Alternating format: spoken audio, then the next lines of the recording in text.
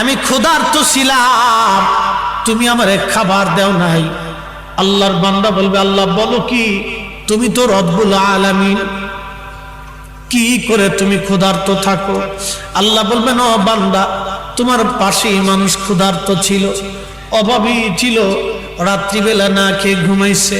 তুমি যদি সেই দিন আমার ক্ষুধার্ত বান্দার কাছে খাবার পৌঁছাইতা, সেই দিন আমি মালিকের খাবার খাওয়া হয়ে যাইতো। একবার জোরে বলা যাবে কি সুবহানাল্লাহ?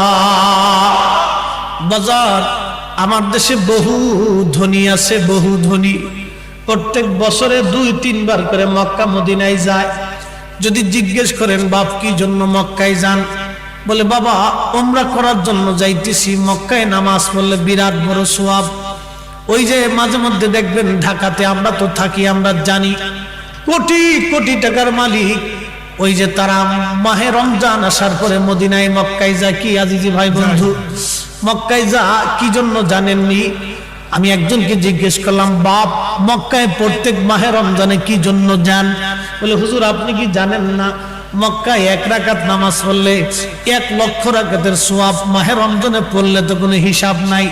আমি বললাম, হ্যাঁ বাবা আমি তো ভালোই জানি। আচ্ছা মদিনাতে কি জন্য যান? বললো বাজান 1 রাকাত নামাজ পড়লে 50,000 রাকাতের সওয়াব হয়। আমি বললাম, হ্যাঁ বাবা কত তো সত্য, মাহে রমজানে বিগয়রি হিসাব, এটার কোনো হিসাব নাই। আমি ডাক দিয়ে বললাম, বাজার